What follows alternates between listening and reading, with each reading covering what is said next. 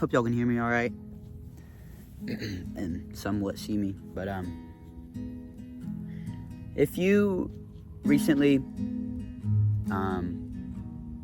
or have went through something rough, whether that's loss of a family member, got out of a relationship, toxic or not, lost a friend, really just anything rough that you feel like you're constantly going back to and you can't really get over.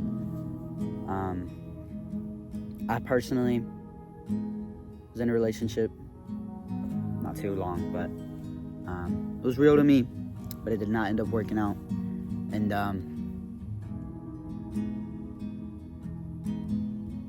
really the couple of months following that, I constantly felt myself going back to it, just revisiting it in my mind and romanticizing it, letting it upset me, and just letting it affect me more than it should. And I do think it's okay to revisit things and really learn from it and appreciate it, but if it gets to a point where you're really just, where it's all it's doing is just hurting you, I would say that's when you start being in the moment. This is one thing that I've really only started practicing, I guess, fairly recently. But once you really just start being in the moment and appreciating whatever the moment has to offer you and enjoying that, is when you'll realize that whatever you lost wasn't the only thing that can make you happy. I've found that my friends, sports, hobbies, really anything, it can all make you feel that same way. It's just once you let go of whatever it was that was hurting you and you start being in the moment, that is when you really can be happy again. And it is hard to see the light at the end of the tunnel, but it does get easier.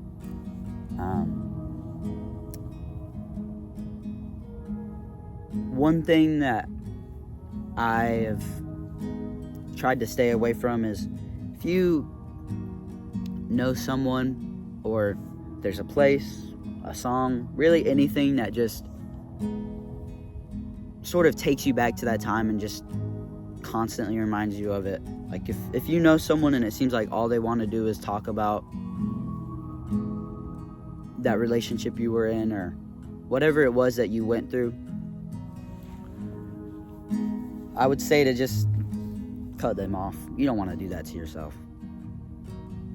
And really just those people in general, if all they can do is put themselves above you and just make everything feel like a competition and just go a wolf in sheep's clothing, I'd just stay clear of those people. And find the right crowd, find real friends, brothers, sisters.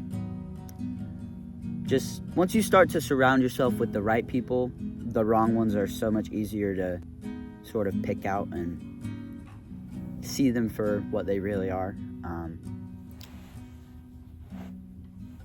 And that's just one thing that I've sort of tried to put into practice, and it has been beneficial. And when it comes to sort of moving on from, I'll use a relationship as an example because that's really what has made me feel like I want to speak about this. If it was toxic and it wasn't good for you, you might just really be remembering the good. But if you ever find yourself missing that person or missing that relationship, remember the bad times and know that you're more than likely better off without them. And that's just, you should have the self-respect that a toxic relationship like that, yes, you can like the person you had, the version of them that was in your head, but just have a certain amount of self-respect for yourself, and at some point just stop going back to that because it's just not worth it. And I think once we all start to be more in the moment, we'll realize that whatever's in the past has passed for a reason.